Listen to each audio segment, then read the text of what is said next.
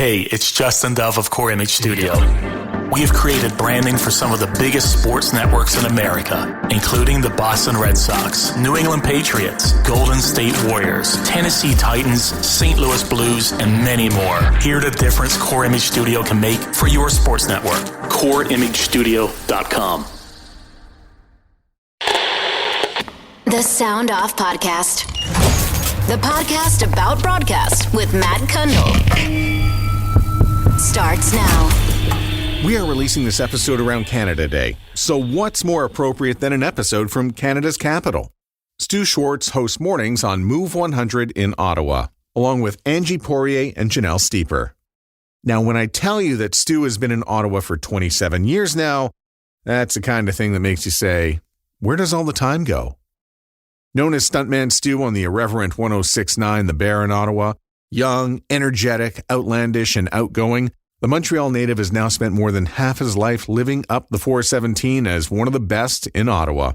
He's transformed his brand from rock to sports, and now to the contemporary Move 100. There's a lot to take away in this conversation about how to be a successful morning radio personality. Stu is one of the best, and he joins me from his home in Ottawa. I left Montreal in 94. I think you were still at CHOM back then, right? Yeah, I left Montreal in 94 as well, and I went to Edmonton, so we both left at the same time. Yeah. I remember hearing you on CHOM back in the day. And you were at Dawson College? Yes, taking up space. You were doing radio at Dawson College, too. What was the radio setup there? The radio station was CIXS Radio Dawson. It was very basic. I had an audience of about 300 in the cafeteria. For me, it was like CHOM. Did you manage to get into any Montreal radio stations to intern or do anything like that? I didn't. I actually only interned for about a week at CJAD, working for Kayla Ellman in the promotions department. I was there very briefly. I wasn't very responsible. I was just living the life. And I remember walking down St. Catherine Street. I borrowed somebody's CJAD jacket. And I was like the cock in the walk, walking down St. Catherine Street, running an errand for her, and then coming back late and getting in shit for it. Perfect. So 1994, you catch a break, and is that when you went to Ottawa? I decided with a couple of roommates we wanted to take radio broadcasting, and we looked around at different places, and there was college in the States, which was way too expensive. One of my buddies said, "What about Algonquin College?" I'm like, "What? I've never heard of this place." In the winter of 94, we took a road trip to Algonquin College. We visited the campus and talked to the radio students and talked to the professor. And he told us, if you want to get into this program, you have to write an exam. We wrote the exam. We got in the fall of 94. And how long after that was it before you wound up on an Ottawa radio station in any capacity? It was January 96. We were tasked to do an interview with like a local celebrity. So I reached out to the morning show on 106.9 The Bear, where I would eventually work. And I remember asking Doc and Woody, I said, I've got this assignment to do for school. I'd like to come and interview guys and sit on the show, which would be like amazing for me because I love morning radio. And Doc said, yeah, sure, come on and sit in the show. And then a couple of weeks later, I got to sit in on their show. And I went back to the radio station at the college, put together this 10-minute interview doc, and then dropped off the tape. And I remember saying to Doc, here's the copy of the documentary. If you ever need me to come in, just be a fly on the wall, sweep, put away carts, I'm your guy. A week later, he called me. He's like, yeah, I heard the tape. It was great. Come on in. So that was my first big break. And Doc and Woody had sort of, they had quite the exit where they went from 106.9 to 106.1. Both stations are rock stations. Does that create an opening for you in all that shuffle that was going on back then? It was Doc and Connie, who's now my wife. Doc and Connie left with Randall in 99 because Woody was let go about 6 months before that. Doc and Connie and Randall went to Shea, and then eventually Doc and Woody reunited. But there was an opening there, and they didn't go with me initially. They only went with me on an interim basis because I didn't know what I was doing. So they hired Bill, Bob, and Robin to do the morning show, and then it was Bill and Bob, and then Bill, Bob, and Robin eventually came to Bill, Stu, and Robin on the morning show, and then it became Brad, Steph, and Stu. Yeah, then we had a good run for a couple of years. Tell me about the staff at 106.9 The Bear in Ottawa. Quite a special bunch. The names that come to mind, you got Cub Carson, and Jeff Mahler was there, and Kath Thompson, legendary music director. The studio's on Maryvale Road, and the program director is Gord Taylor. Yeah, Gord Taylor was like a second father to me. We butted heads constantly, but he literally just molded me, and I was like a big blob of clay, and he like molded me to the person that I am today, along with a lot of other people. But Gord was my sounding board. I remember getting into an argument with Gord, and then he's slamming the door in my face and get the fuck out of my office. Then I go to Kath Thompson's office and I bend her ear. She'd give me advice. Kath and I, when I was doing evenings, we'd be in studio every single night. She'd be sitting on one side. I'd be running the show. In between songs, we'd be talking and just telling stories. And I'd be, asking her about all these interviews she's done. Then she got me involved with Sound Source radio specials as the voice for all these cross-Canada specials. We really bonded. Kath was like a big sister to me. To answer your initial question, the staff, it was like a fraternity house because it was like a big family. It was nothing like we experience in corporate radio today. Totally different mindset today. But we were a family. We had our battles. I mean, I was the new kid coming in, full of piss and vinegar, huge ego. I thought I was the cock in the walk. And then Wendy Daniels and Ed Hand in the afternoon show. I remember filling in for Wendy once, and I felt like I was on top of the world. I felt like Pete Maria at CHOM. I'm like, I'm the drive guy on a rock station. I felt like the king of the world. And all that mentioning that I did of all the staff, how could I forget Wicked Wendy? Wendy was awesome to me. Sorry. What were some of your best stunts, by the way? I remember we were giving away tickets to the Tragically Hip, and Doc was always really good at coming up with really creative ideas. So there's a song from the Tragically Hip, Locked in the Trunk of a Car. So Doc's idea was to lock Stu in the trunk of a car and have the morning show direct producer Don Diego drive around in his shitbox 1985 Hyundai Stellar. And I sat in the trunk for 3 hours, and he would stop at various locations. And it started at 6 o'clock in the morning. And Doc's first clue for listeners to find me, Stu, here's the first clue, is not in Alberta. And then every hour he'd give away better clues. Like the third hour, Stu is at the corner of Woodruff and Baseline. And then the last clue was Stu is in the Loblaws parking lot in a gray Hyundai Stellar. So I remember a truck driver stopped his 18-wheeler rig on the other side of Woodruff, a major thoroughfare in Ottawa, and literally stopped his truck in the middle of traffic and ran across traffic to get these tickets.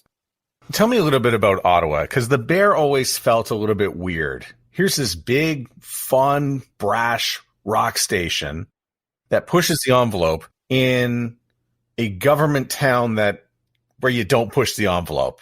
And by the way, is that why you guys butted heads and maybe had arguments and discussions all the time and made the station what it is? I mean, it was certainly Gord and at that time the general manager, Gary Obie, Gary Obie had really wild ideas back then. And I was fairly new. And the deal was with me, because I was a stunt guy, our competition was always Shea 106. And Shea 106 was a legendary rock station in the city. We were kind of like the new kids in town, and we were trying to make a name for ourselves. And as equally as I was trying to make a name for myself, so I was going along for whatever ride. And there was no stunt I wouldn't do. If it got my name in the Ottawa Sun, if it got my name on CJOH TV, that was a win. And I remember going back to Gord's office, and anytime you got mentioned in the paper or on TV, that was a bonus, because you're trying to attack your competition, which is playing it safe. And we're the new kids in this government town, banging heads and getting a lot of attention. So I think that was the key for our station at the time, just to make a lot of noise. Did you ever get hurt? Once, one of our sales reps came up with a brilliant idea to have me dress up in, what do you call those? A night costume where you're all in armor, and have me on a driving range 150 yards out where people come and take shots of you. I'm 150 yards out where people are, aiming for me. And if they hit me, they'd win a prize. So number one, get a golf ball at 150 yards in an armor suit. Ding, it hurts. And to make it worse, there was a thunderstorm approaching. So I'm like, fuck, I'm going to get struck by lightning here. There's going to be one guy that's going to be struck by lightning. It's going to be me. Where did you go after the Bear? When did you know it was winding up? What was your last shift there? And how did you make the transition out? It was in 2005 where I kind of been at the Bear for 9 years. I literally did every possible thing I ever wanted to do at a rock station. I experienced incredible highs and incredible lows, but more highs than lows. I did every kind of stupid thing you wanted to. I experienced every kind of concert from all vantage points. I was really lucky.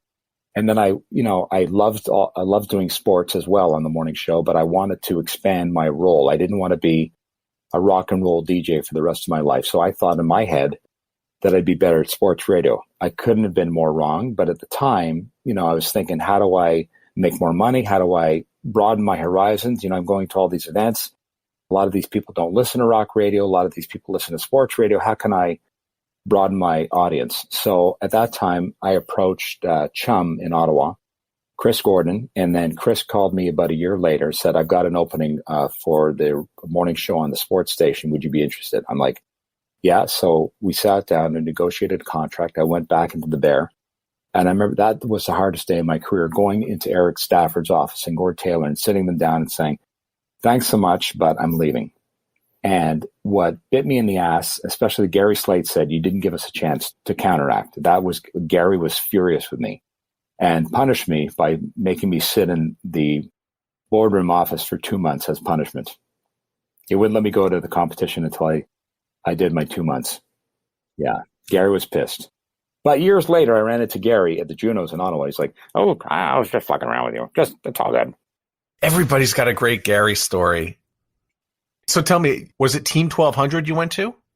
I did. It was Team 1200. And then after I spent about almost 3 years on that show, and I knew about 4 months in that I was in over my head because I was trying to replace Jungle Jim Jerome, who had his ties to Wayne Gretzky. And I was not Jungle Jim Jerome. And I think the station had built me up so much coming to that station. Thought a lot of the fans of that station didn't give me a fair chance because I could never fill Jungle's shoes. I was kind of in over my head. And then I quickly realized that and just came home one day and I told my wife, I said, I made the wrong decision. Remember, Eric Stafford reached out to me a couple of months later and said, would you consider coming back? I'm like, as bad as it is, I'm not coming back because once I felt at the time, once you make that decision, you have to stick to it. And I agreed. I came home and talked to my wife and I said, what should I do? My wife said, you got to ride this through. You'll eventually get to where you want to be. And I eventually got to where I wanted to be. What is it about sports radio that made it so hard for you? Because rock is very unforgiving, but here's sports, and that was really unforgiving. And like the Senators, it's a two-sport town. You got a AAA baseball team in the Lynx, and then you got the Senators, and then we can't remember if the Rough Riders were in, when they came and where they left and all that stuff. So, what was it about sports radio that didn't work for you? The thing is, I'm a huge sports fan. I'm not knowledgeable enough in sports like a lot of our listeners. There's a lot of times where listeners know more than the hosts. And that's fair, but you have to be able to do that 5 days a week for 4 hours a day. I could do that, but maybe an hour a day. I didn't have enough knowledge and enough experience about the sport to actually talk about it for 4 hours. Doing talk radio, I'm like, we're not worthy. Those are the best hosts around the country. If you're able to host a show by yourself on talk radio, you're a gem. It's such a hard thing to do. I mean, I've emceed events by myself, but there's nothing like, a hot mic for 4 hours with callers, with texters, and trying to get your opinion out there. And you'll say the wrong thing, you'll be ripped apart on Twitter. And then it's too much of a minefield for me. I only have one sports question for you today, and that's Senators or Habs, and what do you do when they play? When I was working for them, I would always obviously cheer against the Habs, my childhood team. I worked for the team for 12 years. I don't work for the team anymore. I retired in 2018. I'm obviously cheering for the Habs now in the Stanley Cup final. When the Habs and Sens are playing, obviously I'm going for the Sens. But in the playoffs, when the Habs go further, then I cheer for the Habs. I will never cheer for the Leafs. I don't care if they're in the Stanley Cup final. In just a second, Stu makes the move to Magic 100, which is now Move 100. Stu has already made one brand change when he shifted to sports, and he's about to make another. We talk about the importance of community involvement and paying attention to the audience. And Stu shares his story about the pharmacist that saves his life. The show is made free to you every week by our friends at PromoSuite. PromoSuite is going beyond promotions with their new product, PromoSuite Production.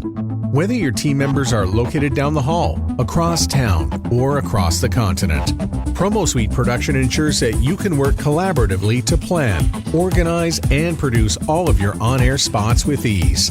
From the moment sales finalizes the deal, Promo Suite production uses automated workflow to serve up each team member's task, what they need to do, when they need to do it. When the spot is ready, you let your client know and they can either approve or request changes. And that answer goes right to the person who can deal with it immediately. And everyone knows people respond to notifications faster than email. So it's the little things like an in-app notification feature that addresses small concerns in minutes and not hours. For a free demo of Promo Suite production, just fill out the request form at promosuite.com/soundoff. And tell Rachel and Drew we said hello. You know, a lot of people ask me about the sound quality on the podcast, and it's often because I'm recording with Squadcast. It's my favorite way to record audio remotely. All that's needed is a good internet connection, a Google Chrome or Firefox browser, and we're good to go. Now, I know a lot of people like to use Zoom because it's easy and everyone knows it, but it's not built for podcast audio. It's built for corporate meetings. And you don't want your podcast to sound like a Zoom corporate meeting, do you? Oh, and by the way, in the last few months, they've also added video. So if you're into streaming and YouTube and you like kicking your video conversations out to multiple platforms, Squadcast has you covered. So get Squadcast by going to squadcast.fm and start your 30-day free trial. And when you make a purchase for either video or audio packages from Squadcast, just use the promo code SOUNDOFF at checkout for $20 off. That's promo code SOUNDOFF for $20 off with Squadcast. Go to squadcast.fm. The Sound Off Podcast with Matt Kundle. How did you get to Magic 100? Through Team 1200, I went to Bob FM, where I worked with Sandy Sharkey for 2 years. And then in the April of 2011, Richard Gray called me to his office. He said, we're making a change at Magic. Kevin and Bill are done, so we'd like you to pair up with Angie Poirier downstairs at CTV. That's A channel back then. So they paired us up, and it was the best thing I could have ever done. Right about, I was in my 47 now, late 30s. I thought it was the right demographic, right station, right demographic for the time of my life. And I thought Angie and I, knowing Angie as well as I did, would hit it off. And then we just took off. The best decision ever. What about the stuntman moniker? Because that's what you're known for, and that's who you are, and you're taking that big rock, I'm going to do anything, and here you are on an AC radio station. So how'd you negotiate that for your brand? I didn't know how to do it initially because the audience did not like me initially. They're like, well, Kevin, we had Kevin and Bill, and it was safe radio, and it was, what's your favorite color? That was like the topic of the day. And we had to ease into the audience, and the audience, I would do stupid stunts like in the morning show. I remember when Prince Harry was naked in a nightclub one night, and the internet was abuzz. So I remember doing a video in studio with Angie and Trish at the time, where I was dancing around naked, half naked in the studio. And I remember my program director at the time, Brian DePoe, said, do you feel that's appropriate for Facebook, for Magic listeners? I'm like, Brian, just try it. I know it's not typical AC radio. Just have faith. And there were naysayers, people that are, we don't do that on this kind of radio station. But for every naysayer, there's somebody who's like, that's really funny. And we slowly had to build the audience. And over time, 10 years later, we have a huge audience for Move 100. I still do occasional stunts. When I came back to the show in January of this year, I did a stunt the first morning when I went back where I wrote, because we were Move 100 now from Magic. So I wrote Move 100 on my chest in lipstick, and I danced around the local park. And we put it on Facebook. I was on the air yelling at the top of my lungs, hey, I'm back, baby. I've been off for the last year. Stuntman's back. So that was kind of like my welcome back stunt. And recently there was a charity component for the Children's Hospital where a gentleman by the name of Chris Hoffley started this campaign where if one person did this, they do this. So I drunk tweeted one night, if it gets to $100,000, I will get a pineapple pizza tattoo on my body. And I hate pineapple pizza. And we had a donor who messaged me. He's like, are you really serious about this? I'm like, yeah. He's like, well, I'm going to write a check for $100,000. I'm like, what? So I'm going to get a Hawaiian pizza tattoo on July 7th. Wow. Yeah. Got to live up to the name. Tell me a little bit about the community involvement in Ottawa. It seems that every successful broadcaster in Ottawa has a relationship with charity and the community, and it's an incredible circuit there. Well, I'm a product of my environment. Growing up in Montreal, I would always listen to a couple of guys, Aaron Rand, George Balkan, and of course, Terry DeMonte. And I always remember the community involvement that these guys had. And that was kind of like my learning point. And then when I came to Ottawa, it was Max Keeping for CGOH TV. Like if there was an event, Max would be involved. So I've always believed that if you want people to listen to you on the radio, you have to give back to the community. If you're asking somebody to take 5 minutes out of their morning commute, the least you could do is show up at their golf tournament. Now, you can't be everywhere.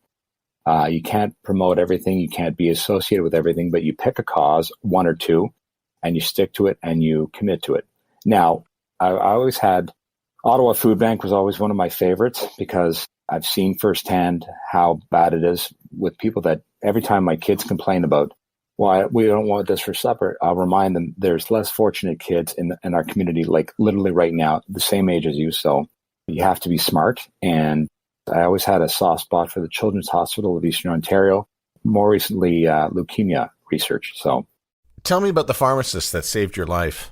I walked into the Shoppers Drug Mart in February of 2016 feeling like crap. And I looked at the pharmacist, didn't know her from a hole in the wall, Shauna Devison, and I said, "Do you guys have iron pills?" She's like, "What do you need iron pills for?" I'm like, "Well, I'm lethargic. I'm not sleeping. I'm sweating. I'm feeling really bad. I've got blood in one eye." She looked at me. She's like, "Give me 5 seconds." She came back. She said to me, "You got to go to the Emerge right now." She goes, "I don't know what it is, but you don't need pills. You need to see a doctor." So then I went there that day. And I learned later that had I not gone to the hospital, I likely would have died in my sleep that night. If you think about your car, driving a car on empty, that was basically my system. I had very low blood levels in my body, and I was running on empty. She saved my life. I guess you figured you just needed some iron pills because so often when you're working in radio, you're running on empty most of the time. I just, a couple B12s there and I'll be okay. And I was used to burning the candle at both ends, hardcore for most of my career, but especially the 12 years that I did evening Sens games and morning radio. I would get home at 11 o'clock at night. By the time you fall asleep, it's like 12:30 because you're wired. And then the alarm goes off at 3:45 and you're like, fuck. A couple of coffees and then you do it all over again. After the show, you go to the gym and, host a golf tournament that night, do a client event. And not saying it was bad. It was amazing. It helped me build my name in the city, but it also burnt me out. Aside from the conversations you have to have with Connie and family, what was it like to be so open and share your personal story about cancer to the audience? It was the only thing I knew how to do. I would share every experience with the audience. And when I was sitting in the hospital that night by myself in February of 2016, I just received the diagnosis. I didn't know what was coming. I had just talked to my wife and texted a few friends. And they decided to put the story out there for everyone to know. And for me, it was therapy, free therapy, selfishly, because I figured if you guys are listening to me on the radio, I want to take you guys along for the ride, the good, the bad, and the ugly. And I did that twice. How are you feeling now? Good. The days, I'm just coming off 2 back-to-back days, busy days with my kids. I'm on vacation. So I promised them I'd do one day with my son, one day with my daughter. So we've had 2 really good days, but feeling great. Yeah, I was wondering what month we're in, but I just realized that we're getting close to July and it's summer and the kids are out. But of course, the kids have been out since spring break of March of 2020. Daddy, what's today? Can we do this today? Can we do that today? I haven't golfed in 2 years. And yesterday I golfed with my son for the first time. We just did 9 holes, but it was a blast. It was so good being out there with him. Driving back, I'm like, you really reinvigorated my game. I want to go out there. I'm terrible at this game, but I really want to go out there more often. What's been the work from home experience for you? Really positive. Being able to make the long commute in the morning, 17 seconds from upstairs to downstairs, stop in the kitchen for a quick espresso. I really enjoy it. I find that I'm more comfortable, doing the show from my home. I've got my setup here exactly the way I like it. Not that at the station it was bad, but when you have everything set up the way you want and this is your space. And I love it. I absolutely love it. It's the best possible thing for me. Tell me about the addition of Janelle Steeper to the show and what she brings and how she's elevated the show. Janelle she is amazing. She is such a bright spot. I'm usually the old crusty guy behind the scenes, and nothing phases Janelle. And a lot of times I'll get into, I'll be mad about something stupid, and she'll be like, quit your whining. But she tag teams with Angie because Angie will be on my case. I love Angie. Angie's like a sister. And, it's just lightning in a bottle. It very rarely happens in someone's career, but it's like one of those lines in hockey where everyone just knows what they're doing. And if somebody makes a mistake, the other one's there to back them up. She is so good. She's been a great addition to our show. I love her. You take a look at Shom and Terry DeMonte's moved on. Not that you would go now, but maybe you would. Was there a time, and when was that time when you would have looked at that morning show chair and said, yeah, I want to be there? It was probably in 2006 before I moved to TSN. We were just starting a family, and I remember wanting that chair. Going back to Montreal. Initially, when I left Montreal, I wanted to work in Toronto. And going back and forth to Montreal, I always envisioned what would it be like to work, in Montreal at the legendary Shom. But it was a dream that I had, and I'm basically trying to be the Terry DeMonte of Ottawa. But I've got a long way to go. There's only one Terry DeMonte. There's only one Aaron Rand. There's only one George Balkan. And I don't think anyone will ever be that. There'll be somebody else, but the way the business is changing, that style of morning show, I think, is done. Now, maybe I'm wrong. Maybe there's another 30-year-old kid who's ripe for the job, because I believe if you're going to do that job, you, number one, have to be a Montrealer. You can't be a transplanted. You can't be from Southern Ontario, because there's something about Montrealers that they relate to. They relate to their own. Like, I know, being a Montrealer, Aaron Rand being a Montrealer, you have a certain connection with the audience. I think with Ottawa, it's different because I've been in Ottawa 26 years, and I've immersed myself in the community, and that's what you have to do. I mean, I meet kids every day at the local grocery store that look at me and see the mask and say, "Stuntman Stu?" I said, "Yeah, you came to my elementary school when I was in grade 1. I'm like, "Thanks, kid. Thanks for making." But at the same token, it's a compliment because they know who I am, they know where I work, and I've contributed in some little way to their life.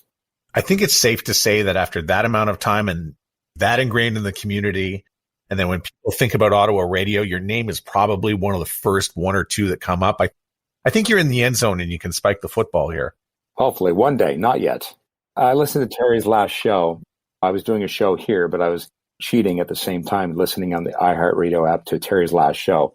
And I mean, what Terry did in that city, I don't think anybody will ever come close. He had that, I remember listening to Terry when I was a kid, and he'd be on the radio in the morning, with Peppermint Patty, and talking about a place he went for dinner last night. And I remember thinking, he's talking about that restaurant, then you go into that restaurant, oh, Terry talked about us on the show. And now, through social media, when I post something from somewhere, they say, oh, thanks for coming. And so many people came in because we saw your post. That's cool. I think that's so cool. And then you talk about it on the morning show. And what Terry did in that city, I don't think anybody will ever come close to that. I mean, when you think Montreal, you think Terry DeMonte. Now, in 10 years from now, when I hang it up, if people think, Stuntman Stu, Ottawa radio, well, then mission accomplished. But you're nothing without the audience. If you're not embracing your listeners in some way, shape, or form, you're dead in the water. If you don't think that listeners matter, you should get out, because it's the same for you. What do you got in plan for the rest of the summer? Just relaxing, doing the show from home, trying to catch up with a lot of friends we've missed over the last year. With COVID and with me recuperating last summer, we didn't see a lot of people. And we're trying to make weekend plans every single weekend. I don't want a weekend to go by with doing nothing, because I said there's people that we haven't seen. But we have a pool, we have a backyard. Let's invite people over. Let's be entertainers this summer. It'll be exhausting, but it'll be fun. I'm so desperate to see people. I love entertaining. I love having people over. I love being on the barbecue and making sure that everyone's fed. And I love the small circle of friends that we have. I'm very grateful for that. And hopefully I'll see Terry at some point this summer. Stu, it's been great to connect with you for the first time in a long time, watching your work from afar, and congratulations on all your success in our nation's capital. Thanks, Matt. I really appreciate the time. The Sound Off podcast is written and hosted by Matt Kundle. Produced by Evan Serminski. Social media by Courtney Krebsbach. Another great creation from the Sound Off Media Company.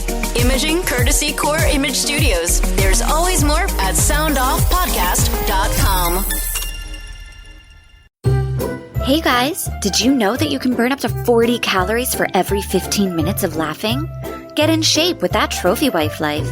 We are a comedy podcast that guarantees to make you really, really, really good looking. Join us as we discuss hard-hitting, important topics like asshole kid moments, the best drunk stories, best pranks ever pulled, and the dumbest criminals that get themselves busted. So if you want to lose weight and be really, really, really good looking, find that Trophy Wife life today. Available on all major podcast platforms and YouTube. Don't forget to rate and review. Only 5 stars are being accepted at this time. And until our next episode, keep living that Trophy Wife life.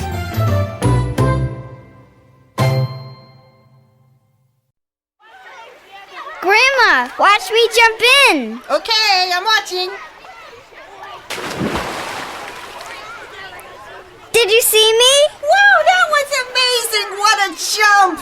The people you love most are only a vaccine away. Virginians can now receive a free COVID-19 vaccine. Visit vaccinate.virginia.gov or call 1-877-829-4682. Brought to you by the Virginia Department of Health.